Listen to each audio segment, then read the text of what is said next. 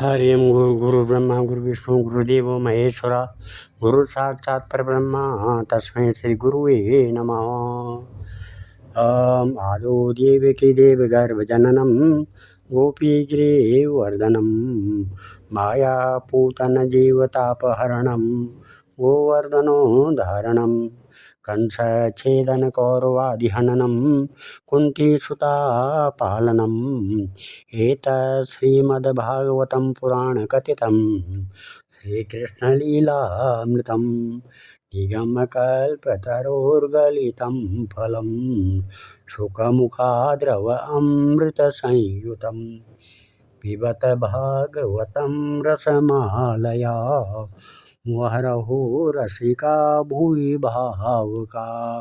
भगवान श्री कृष्णचंद्र नारायण जी के चरण कमलों में नतमस्तक होकर के गुरु श्री वेद व्यासी, गुरु श्री माधवाश्रम जी, गुरु श्री आदि गुरु शंकराचार्य जी, गुरु श्री नारद जी, गुरु श्री सुखदेव जी, गुरु श्री सुत जी के चरण कमलों में नतमस्तक होकर के मैं ये गुरु श्री पितृदेवताओं के चरण कमलों में नतमस्तक होकर के मैं ये श्रीमद् भागवत महापुराण के दसम स्कंद का उत्तर भाग का 90वां अध्याय शुरू करने जा रहा हूँ, जिसमें आज का प्रसंग है भगवान श्री कृष्ण की लीला और विहार का वर्णन।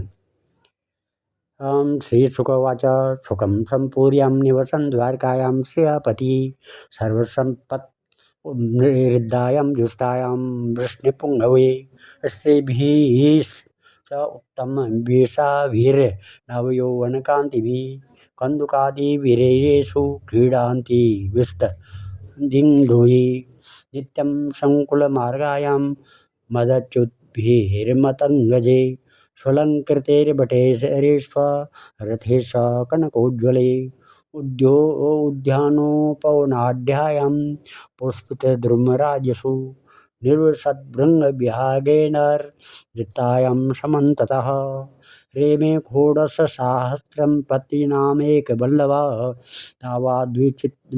तावद्विचित्ररूपोऽसौ तद्गृहेषु महर्षि प्रोत्फुल्लोत्पलकल्वार कुमुदाम्भोजरेणुभिः वासितामलयोतो येषु कोजतद्विजकुलेषु च विजहाराभिगाहाम्बो हृदिनीषु महोदय कुचकुङ्कुमलिप्ताङ्ग परिरब्धस्य योषिताम् उपगीयमानो गन्धर्वे मृदङ्गपणवाणकान् वादयार्भिर्मुदा वीणं श्रुतमागतवन्द्यभिः शिच्यमानो चितास्ताभिर्हसन्तीभिः स्मरेचके प्रतिषिञ्चन् वीचिक्रीडे यक्षिभिर्यक्षराडिव ताक्लिन्नवस्तविवतो रुकचप्रदेशा सिञ्चन्त्युद्धृतबृहत्कबरप्रसूनां कान्तं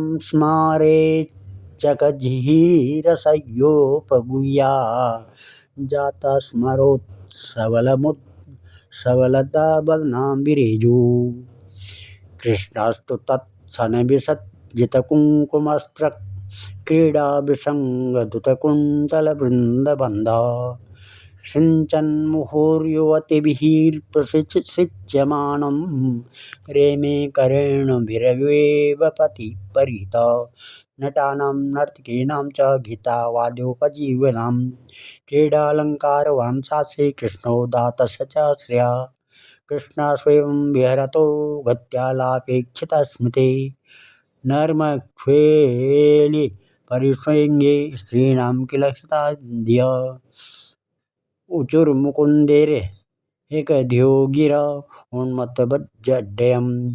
चिन्तयत्नोर्विन्दाक्ष तानि मे गतता शृणुः। श्री सुखदेव जी कहते हैं, है परीक्षित, द्वारका नगरी की छटा अलौकिक थी। उसकी सड़कें मद चुते हुए मत वाली हाथियों की सुसज्जित योद्धाओं मत वाली हाथियों की सुसज्जित योद्धाओं घोड़ों और स्वर्णमय रथों की भीड़ से सदा सर्वदा भरी रहती थी। जिधर देखे उधर ही हरे भरे उपवन उद्यान लहरा रहे हैं। पांत के पांत वृक्ष फूलों से लदे हुए हैं, उन पर बैठकर भौरे गुनगुना रहे हैं और तरह तरह के पक्षी कलरव कर रहे हैं। वह नगरी सब प्रकार की संपत्तियों से भरपूर थी। जगत के श्रेष्ठ और यदुवंशी उसका सेवन करने में अपना सौभाग्य मानते थे। वहाँ की स्त्रियां सुंदर वेशभूषा से विभूषित थी और उनके अंग अंग से जवानी की छटा छिटकती रहती थी। वे जब अपने महलों में गेंद आदि के खेल खेलती और उनका कोई अंग कभी दिख जाता तो ऐसा जान पड़ता मानो बिजली चमक रही हो। लक्ष्मीपति भगवान की यही अपनी नगरी द्वारका थी। इसी में वे निवास करते थे। भगवान श्री कृष्ण 16,000 से अधिक पत्नियों के एकमात्र प्राण वल्लभ थे। उन पत्नियों की अलग अलग महल भी परम ऐश्वर्य से संपन्न थे। जितनी पत्नियां थी उतने ही अद्भुत रूप धारण करके वे उनके साथ विहार करते थे। सभी पत्नियों के महलों में सुंदर सुंदर सरोवर से उनका निर्मल जल खिले हुए नीले पीले श्वेत लाल आदि भांति भांति के कमलों के पराग से महकता रहता था। उनमें झुंड के झुंड हंस सारस और आदि सुंदर सुंदर पक्षी चहकते रहते थे। भगवान श्री कृष्ण उन जलाशयों में तथा कभी कभी नदियों के जल में भी प्रवेश कर अपनी पत्नियों के साथ जल विहार करते थे। भगवान के साथ विहार करने वाली पत्नियां जब उन्हें अपने बांध लेती थी वे उनके साथ विहार करते थे। भगवान श्री अंगों में उनके वक्षस्थल में केसर लग जाती थी। उस समय गंधर्व उनके यश का गान करने लगते थे। शुद्ध मागध एवं बंदीजन बड़े आनंद से मृदंग ढोल नगाड़े और वीणा आदि बाजे बजाने लगते थे। भगवान की पत्नियां कभी कभी हंसते हंसते पिचकारियों से उन्हें भिगो देती थी। वे भी उसको तर कर देते थे। इस प्रकार भगवान अपनी पत्नियों के साथ क्रीड़ा करते मानो यक्षराज कुबेर यक्षिणियों के साथ विहार कर रहे हो। उस समय भगवान की पत्नियों के साथ और आदि अंग वस्त्र के भीग जाने के कारण उनमें से अनेक शोभायमान देते थे। उनकी बड़ी बड़ी चोटियां और जोड़ों में से गुथे हुए फूल गिरने लगते थे। वह उन्हें भिगोते भिगोते पिचकारी छीन लेने के लिए उनके पास पहुंच जाती और इसी बहाने अपने प्रियतम का आलिंगन कर देती। उस उनके स्पर्श से उनकी पत्नियां हृदय में प्रेम भाव की अभिवृद्धि हो जाती थी, जिससे उनका मुख कमल खिल उठता था। ऐसे अवसरों पर उनकी शोभा और भी बढ़ जाया करती थी। उस समय भगवान श्री कृष्ण की वनमाला और उन रानियों के वक्षस्थल लगी हुई केसर के रंग से रंग जाती। बिहार में अत्यंत मग्न हो जाने के कारण घुंघराली अलकें उन्मुक्त भाव से लहराने लगती। वे अपनी रानियों को बार बार भिगो देते थे। रानियां भी उन्हें भिगो देती थी। भगवान श्री कृष्ण उनके साथ इस प्रकार विहार करते मानो कोई गजराज हथिनियों के साथ घिर कर उनके साथ क्रीड़ा कर रहे हो। भगवान श्री कृष्ण और उनकी पत्नियां क्रीड़ा करने के बाद अपने अपने वस्त्र आभूषण उतार कर नटों उन नटों और नर्तकियों को देते जिनकी जीविका केवल गाना बजाना ही है। परीक्षित भगवान इसी प्रकार उनके साथ विहार करते रहते। उनकी चाल ढाल बातचीत चितवन मुस्कान हास विलास और आलिंगन आदि से रानियों को चित्तवृत्ति उन्हीं की ओर खिंची रहती थी। उन्हें और किसी बात का स्मरण ही न होता। परीक्षित रानियों के जीवन सर्वस्व उनके एकमात्र हृदयेश्वर भगवान श्री कृष्ण ही थे। वे कमल नयन श्याम सुंदर के चिंतन में ही इतने मग्न हो जाती थी कि कई देर तक तो चुप ही हो रहती और फिर उन्मत्त के समान असंबद्ध बातें कहने लगती। कभी कभी तो भगवान श्री कृष्ण की उपस्थिति में ही प्रेमोन्माद के कारण उनके विरह का अनुभव करने लगती और न जाने क्या क्या कहने लगती है। मैं उनकी बात तुम्हें सुनाता हूँ। महिषोऽवचु कुररि विलपसि त्वां वीतनिद्रां च सेन शेषे स्वपिति जगति रात्र्याम् ईश्वरो गुप्तबोधा वयमिव सखि क्वचित् गाढनिर्विण्णचेता नलिननयनहासोदारलीलेक्षितेन। ये क्या है? अरे कुररी, अब तो बड़ी रात हो गई है, संसार में सब और सन्नाटा छा गया है। देख, इस समय स्वयं भगवान अपना अखंड बोध छिपाकर सो रहे हैं और तुझे नींद ही नहीं आती। तू इस तरह रात रात भर जग कर विलाप क्यों कर रही हो सखी? कहीं कमल नयन भगवान के मधुर हास्य लीला भरी उदार स्वीकृत सूचक चितवन से तेरा हृदय भी हमारी ही तरह बिंद तो नहीं गया है? हम फिर कहते हैं, नेत्रे निमीलयसि नक्तमदृष्टबन्धु त्वं सौरवीसि करुणं बत चक्रवाकी दासं गता वयमिवाच्युतपादजुष्टां किं वास्त्रजं प्रियसे कवरेण वोढुम। फिर कहते हैं वो कि अरे चकुई, तूने रात के समय अपने नेत्र क्यों बंद कर लिए हैं? क्या तेरे पति कहीं विदेश चले गए हैं कि तू इस प्रकार करुण स्वर से पुकार रही है? हाय हाय, तब तो तू बड़ी दुखनीय है, परंतु हो न हो तेरे हृदय में भी हमारे ही समान भगवान की दासी होने का भाव जग गया है क्या? अब तो उनके चरणों पर चढ़ाई हुई पुष्पों की माला अपनी चोटियों में धारण कर जाती है। फिर कहते हैं, भो भो सदा निश्चेषण उदन न लब्ध निद्रोदिगत प्रजागरा किं वा मुकुन्दा प्रहितात्मलाक्षण प्राप्तं दशां त्वजगतो दुरत्ययायमान् त्वं लक्षणां बलतवासगृहीत इन्द्रो क्षीणस्तमो न निजदेतिभिक्षिणोऽसि क्वचिन्मुकुन्दगदितानि यथा वयं त्वं विस्मृत्य भो स्थगितगिरुपलक्षसीनः। इस प्रकार से, ओहो समुद्र, तुम निरंतर गरजते ही रहते हो, तुम्हें नींद नहीं आती क्या? जान पड़ता है तुम्हें सदा जागते रहने का रोग लग गया है, परंतु नहीं नहीं, हम समझ गई। हमारे प्यारे श्याम सुंदर ने तुम्हारे धैर्य और गांभीर्य आदि स्वाभाविक गुण छीन लिए हैं। क्या इससे तुम हमारे ही समान ऐसी व्याधि के शिकार हो गए हैं जिसकी कोई दवा नहीं है? चंद्रदेव, तुम्हें बहुत बड़ा रोग राज यक्ष्मा हो गया है, इससे तुम इतनी क्षीण हो रहे हो। अरे राम राम, अब तुम अपनी किरणों से अंधेरा भी नहीं हटा सकते हैं क्या? हमारी ही भांति हमारे प्यारे श्याम सुंदर की मीठी मीठी रस की बातें भूल जाने के कारण तुम्हारी बोलती बंद हो गई है क्या उसी की चिंता से तुम मौन हो रहे हो? किंत्वाचरित तस्माभिर्मलायानिलते प्रियं गोविन्दापाङ्गनिर्विन्ना हृदयस्य न स्मरां मेघश्रीमत्स्वमं दयितो यादवेन्द्रस्य नूनं श्रीवत्साङ्क वयमेव भवान् ध्यायते प्रेमबद्ध अत्तु कण्ठसबलहृदयो स्म दुदो बाष्पधारा स्मृता स्मृता विसृज्यसि मुहुर्दुःख तदप्रसङ्गा प्रियरावपदानि भाससे मृता सञ्जीविकायनया गिरः करवाणि किमद्य ते प्रियं वद मे वल्गितकण्ठकोकिल न चलसि न वदस्यादारबुद्धि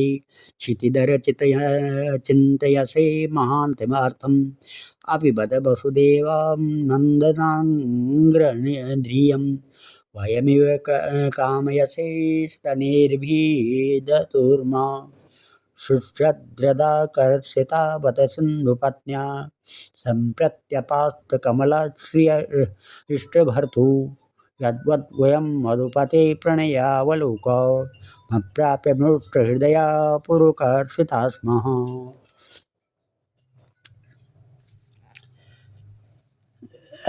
मलयानिल, हमने तेरा क्या बिगाड़ा है जो तू हमारे हृदय में काम का संचार कर रहा है?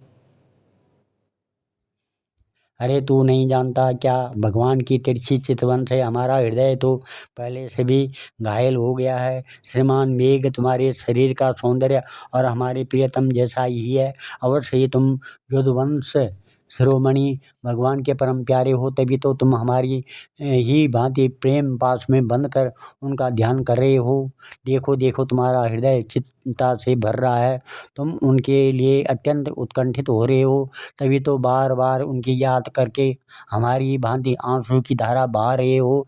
श्याम घन सचमुच घन श्याम से नाता जोड़ना, घर बैठे पीड़ा मोल लेना है। अरे कोयल तेरा गला बड़ा ही सुरीला है, मीठी बोली बोलने वाले हमारे प्राण प्यारे के समान ये मधुर स्वर से तू बोलती है। सचमुच तेरी बोली में सुधा घोली हुई है, जो प्यारे के विरह से मरे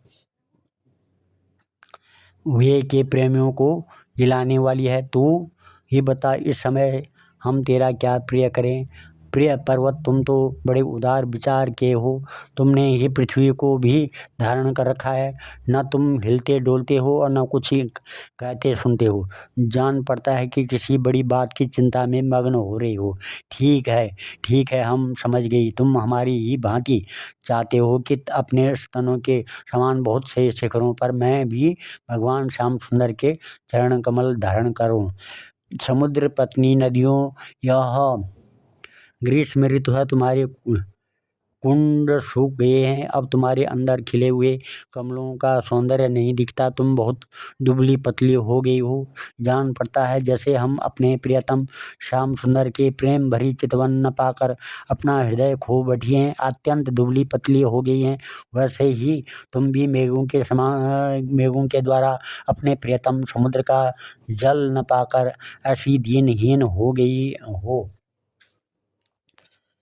हंस स्वागतमास्यातं पिब पयो ब्रह्म शौर्यकथां दूतं त्वां विदां क्वचिद्दाजित स्वस्त्यस्त उक्तपुरः।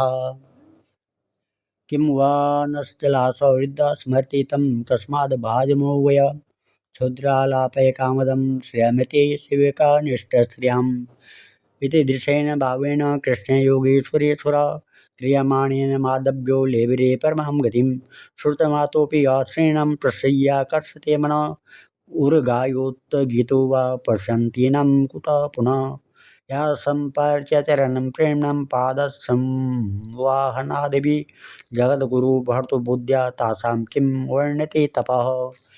एवं वेदोदितं धर्मम् अनुष्ठितं शतां गतिः गृहं धर्मार्थकामानां मुहुश्चादर्शयत्पदम् अस्ति तस्य परं धर्म कृष्णस्य गृहमेदिनाम् आसनखोडशास्त्रं महिषस्य शताधिकं तासां स्त्रीरत्नभूतानाम् अष्टो य प्रगुदाहृता रुक्मिणी प्रमुखा राजस्तत्पुत्राश्चानुपूर्वशः।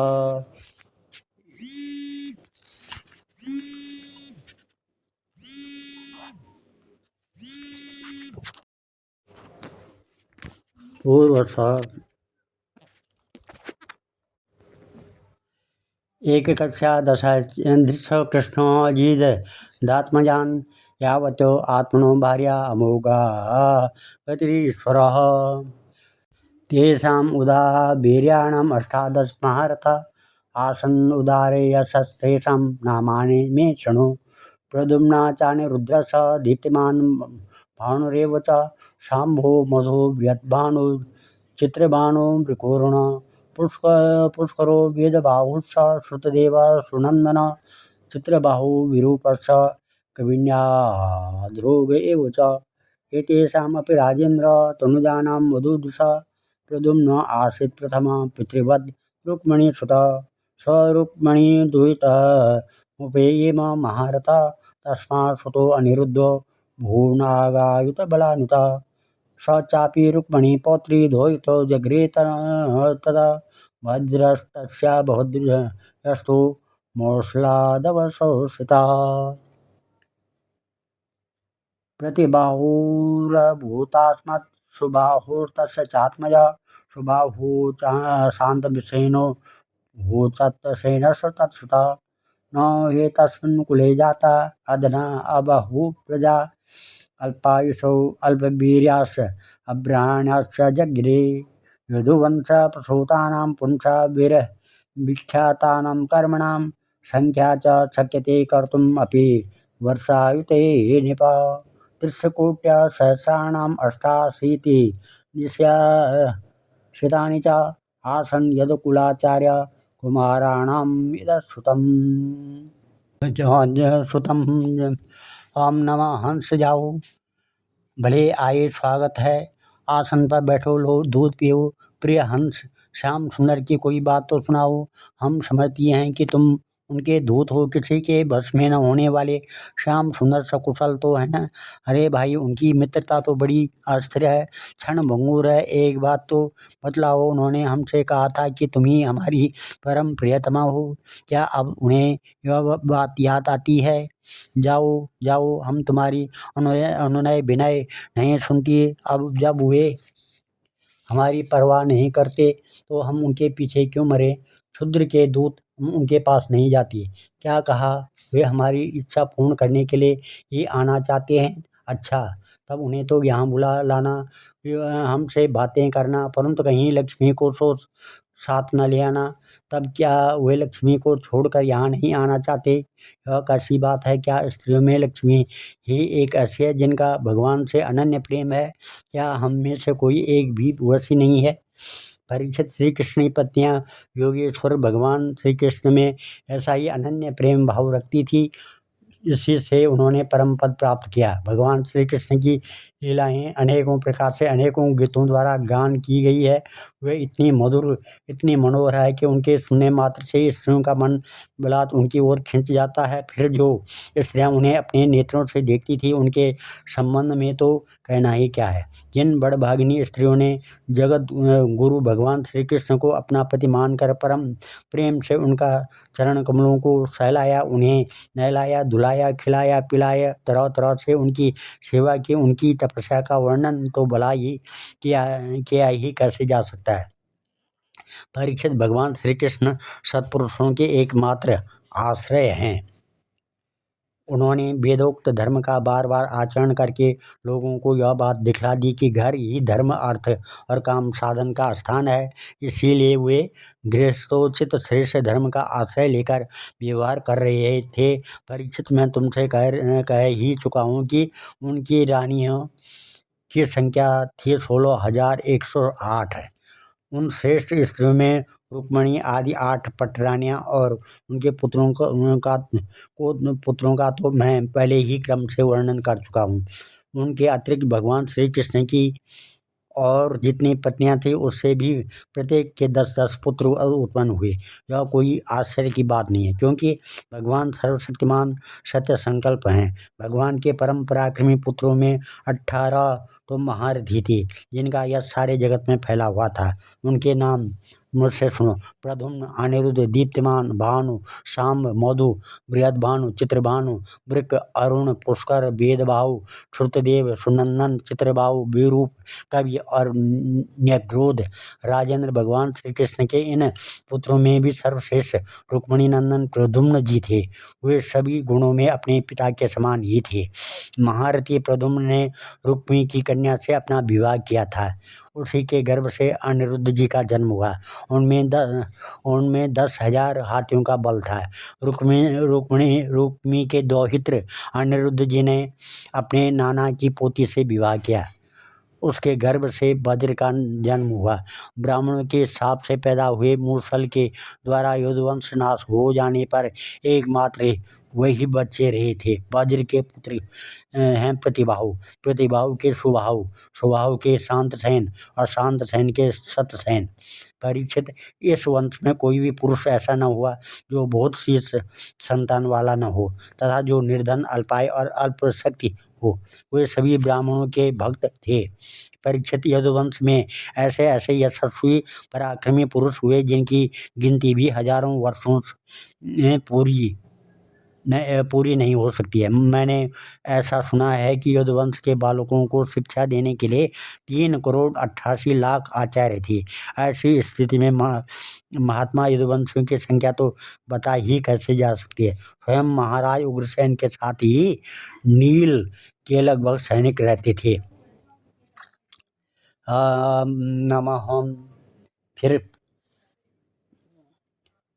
संख्यानां यादवानां को करिष्यति महात्मनां यत्रायुतानां युतलक्षेणास्ति स आहुक देवासुर असुराहवहता दैते ये सुदारुणा ते च उत्पन्ना मनुष्येषु प्रजादृता भवाधिरे तन्ये ग्रहाय हरिणां प्रोक्ता दे वा यदो कुले अवतीर्णं कुलशतं तेषाम् एकाधिकं नृप तेषां प्रमाणं भगवान् प्रभुत्वेनावधरी ये चानुवर्तेनस्तस्य बभ्रीदु सर्वयादवः शय्यासना शय्यासनाट् नाल्पक्रीडा स्नानादिकर्मसु न विदु संत आत्मानं वृक्षणय कृष्णचेतसा। इस प्रकार से राजा परीक्षित प्राचीन काल में देवासुर संग्राम के समय बहुत से भयंकर असुर मारे गए थे। वही मनुष्यों में उत्पन्न हुए और बड़े घमंड से जनता को सताने लगे। उनका दमन करने के लिए भगवान की आज्ञा से देवताओं ने ही यदुवंश में अवतार लिया था। परीक्षित उनके कुलों की संख्या 101 थी। वे सब भगवान श्री कृष्ण को ही अपना स्वामी एवं आदर्श मानते थे। जो यदुवंशी उनके अनुयायी थे उनकी सब प्रकार से उन्नति हुई। यदुवंशियों का चित्त इस प्रकार भगवान श्री कृष्ण में लगा रहता था कि उन्हें सोने बैठने घूमने फिरने बोलने खेलने और नहाने धोने आदि कामों से अपने शरीर की शुद्धि नहीं रहती थी। वे जानते ही न थे कि हमारा शरीर क्या कर रहा है। उनकी समस्त शारीरिक क्रियाएं यंत्र की भांति अपने आप होती रहती थी। तीर्थचक्रे नैपुण्यो विदजानि यद्वसु स्वसरित्पादशौचं विद्वेष्टिता स्वरूपं ययुर्जितपरा श्रीयदर्थे न्ययन्त्र यन्नाम मंगलग्नं श्रुतमथ गतितं यत्कृतो गोत्रधर्म कृष्णेशे तन्नं चित्रं चितिभरणहरणं कालचक्रायुधम्। इस प्रकार से परीक्षित भगवान का चरण विधोवन गंगा जी अवश्य ये समस्त तीर्थों में महान एवं पवित्र है। परंतु जब स्वयं परम तीर्थ स्वरूप भगवान ने ही यदुवंश में अवतार ग्रहण किया तब वे तो गंगा जी की महिमा अपने आप ही उनके सुयश तीर्थ की अपेक्षा कम होगी। भगवान के स्वरूप की यह कितनी बड़ी महिमा है कि उनसे प्रेम करने वाले भक्त और द्वेष करने वाले शत्रु दोनों ही उनके स्वरूप को प्राप्त हुए। जिस लक्ष्मी को प्राप्त करने के लिए बड़े बड़े देवता यत्न करते रहते थे वही भगवान की सेवा में नित्य निरंतर लगी रहती। भगवान का नाम एक बार सुनने अथवा उच्चारण करने से ही सारे अमंगलों को नष्ट कर देता है। ऋषियों के वंशजों में जितने भी धर्म प्रचलित हैं सबके संस्थापक भगवान श्री कृष्ण हैं। वे अपने हाथ में काल स्वरूप चक्र लिए रहते हैं। परीक्षित ऐसी स्थिति में वे पृथ्वी का भार उतार देते हैं। यह कौन सी बड़ी बात है। जयति जय जननी वासो देवकी जन्मवादो यदुवर पर्षत् स्वेदुर्भिरस्य धर्मं स्थिरचरवृत्ति नग्नं सुस्मिता श्रीमुखेन ब्रजपुरवनितानां वर्धयन् कामदेवम् इत्थं परस्य निजवर्मरिरक्षयात् तथा लीलातनुरूप विडम्बनानि कर्माणि कर्मकषणानि यदुत्तमस्य श्रूयतमुश्च पदयोरनुवृत्तमिच्छन्। इस प्रकार से भगवान श्री कृष्ण की ये समस्त जीवों के आश्रय स्थान है। यद्यपि वे सदा सर्वदा सर्वत्र उपस्थित ही रहते हैं फिर भी कहने के लिए उन्होंने देवकी जी के गर्भ से जन्म लिया। यदुवंशी वीर पार्षदों के रूप में उनकी सेवा करते रहते हैं। उन्होंने अपने भुजबल से अधर्म का अंत कर दिया। परीक्षित भगवान स्वभाव से ही चराचर जगत का दुख मिटाते रहते हैं। उनका मंद मंद मुस्कान से युक्त सुंदर मुखारविंद ब्रजवासियों और पूर्व स्त्रियों हृदय में में प्रेम भाव का संचार करता रहता है।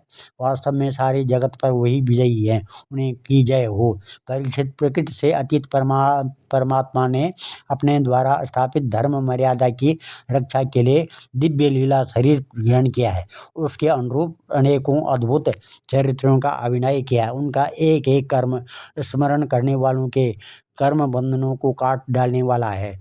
जो युद्धवंत शिरोमणि भगवान श्री कृष्ण के चरण कमलों की सेवा का अधिकार प्राप्त करना चाहे, उसे उनकी लीलाओं का ही श्रवण करना चाहिए।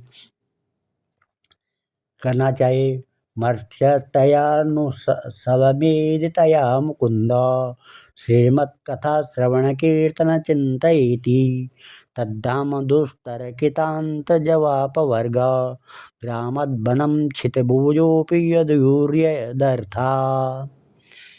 परीक्षित, जब मनुष्य प्रतिक्षण भगवान श्री कृष्ण की मनोहारिणी लीला कथाओं का आधिकारिक श्रवण कीर्तन और चिंतन करने लगता है, तब उसकी यही भक्ति उसे भगवान के परम धाम में पहुंचा देती है। यद्यपि काल की गति के परे पहुंच जाना बहुत ही कठिन है, परंतु भगवान के धाम में काल की दाल नहीं गलती, वह वहां तक पहुंच ही नहीं पाता है। उसी धाम की प्राप्ति के लिए अनेक सम्राटों ने अपना राजपाट छोड़कर तपस्या करने के उद्देश्य से जंगल की यात्रा की है। इसलिए मनुष्य को उनकी लीला कथा का ही श्रवण करना चाहिए।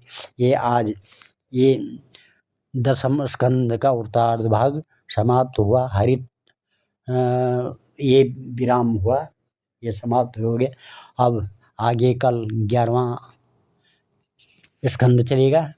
ओम नमः। आज इस कथा को यहीं पर विराम देते हैं।